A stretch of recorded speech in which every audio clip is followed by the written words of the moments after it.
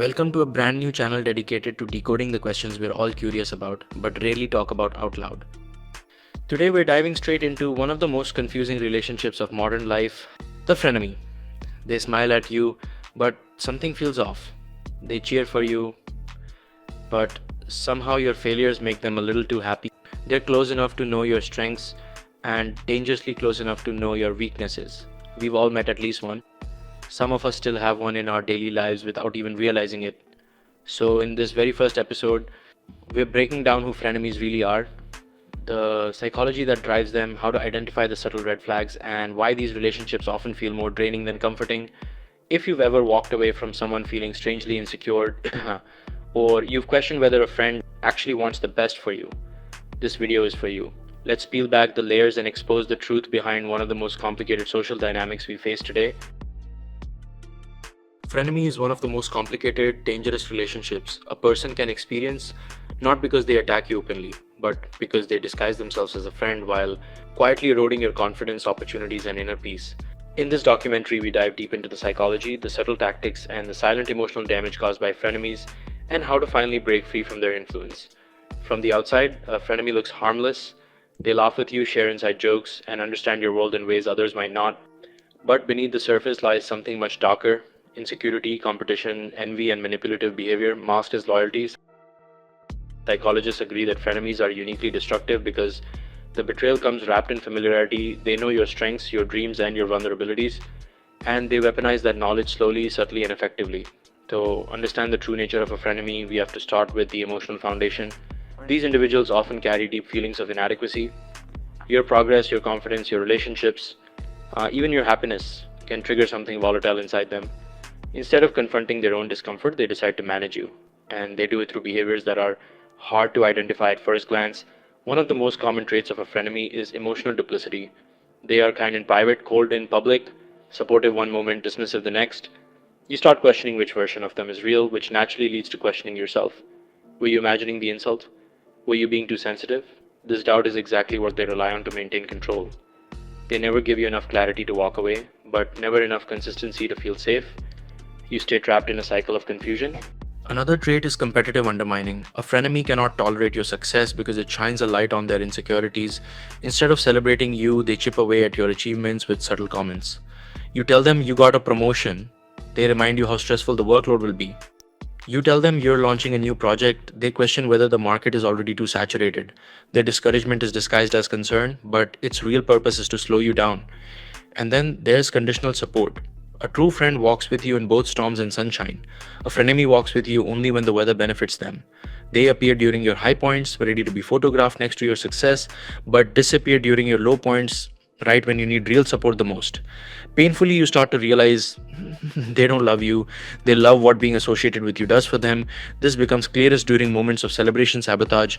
You share good news, hoping for joy, validation, or maybe just a simple "I'm proud of you." Instead, they dampen the moment with critique, competition, or thinly veiled envy. Oh, that job, lots of people get hired there. Your new place is nice, but isn't that neighborhood kind of loud? With every comment, they steal a fraction of your joy until eventually you stop sharing your wins altogether. This is known in psychology as joy theft, a form of emotional abuse that erodes your ability to feel proud or confident. Over time, your nervous system becomes conditioned to expect disappointment, even humiliation, from the people you trust most. And when emotional pain comes from someone who calls themselves your friend, the damage cuts deep. But what makes frenemies truly dangerous is the gradual nature of their behavior. They don't attack all at once. They operate slowly, strategically through 1,000 tiny cuts. A mocking laugh here, a competitive jab there, the sudden coldness in public, the absence during your hardships, the forced enthusiasm during your achievements. These small inconsistencies add up, forming a pattern you feel long before you can articulate. And this is where the real psychological trap begins. You start internalizing their behavior. You begin apologizing more. You question your worth. You seek their approval in ways you never have before. Without realizing it, the frenemy becomes a quiet authority in your internal world. You measure your decisions through their reactions. You become careful not to trigger their envy. You shrink your excitement to avoid conflict. You become smaller, quieter, more manageable. This is not friendship. This is emotional captivity. To break free, the first step is awareness. You must acknowledge the pattern, even if it hurts, especially if it hurts. The human mind resists this realization because it threatens the comfort of familiarity, but clarity is the foundation of emotional freedom. The second step is detachment, not necessarily confrontation. Confronting a frenemy rarely leads to resolution. They are experts at flipping narratives, playing the victim, and making you look unreasonable. What works far better is distance. You pull back emotionally, then socially. Share less, depend less, reveal less. Their power weakens as your boundaries strengthen. Third step is rebuilding the self. Frenemies distort your sense of reality. They blur the line between love and jealousy, support and sabotage, connection and control. To regain your inner stability, you must reconnect with the people who genuinely appreciate you, the ones who celebrate your wins, comfort you in losses, and accept you without competition or resentment. And finally, the most important truth: you deserve relationships that feel like peace, not performance. Your friendships should nourish you, not drain you. No one who loves you will demand that you shrink to make them comfortable.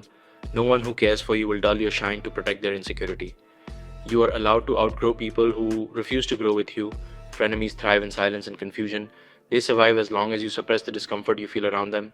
But once you see the pattern and trust what you see, the spell breaks. You take your power back. There is beauty in walking away from the people who pretend to love you while quietly harming you. It is not cruelty. It is self-respect. It is emotional maturity. It is choosing peace over chaos, authenticity over pretense, and growth over stagnation. At the end of the day, a frenemy teaches you something profound: the importance of protecting your inner circle, the responsibility of choosing people who want to see you rise, the courage to let go of those who only clap when you fall. This documentary isn't just about recognizing frenemies, it's about reclaiming your emotional freedom. It's about drawing a line between who you were and who you're becoming. It's about refusing to be drained by someone who smiles in your face but poisons your spirit. You owe no one your smallness. You owe no one your silence. You owe no one access to your joy.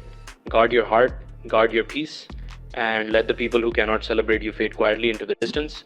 Your future deserves better than a frenemy.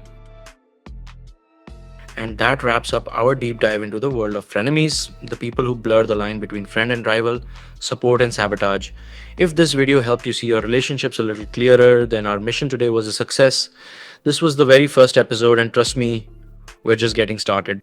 I'm Chaos with X, and I'll be here every week breaking down the questions that shape our lives, our minds, and the world around us. If you want more honesty, more clarity, and more untangled chaos, make sure you hit that subscribe button, drop a like, and share this video with someone who might need it. Got a burning question you want unraveled next? Leave it in the comments. Your idea might become our next deep dive. Thanks for watching. Thanks for being here at the start of this journey. And remember, here, every question has a story. See you in the next one.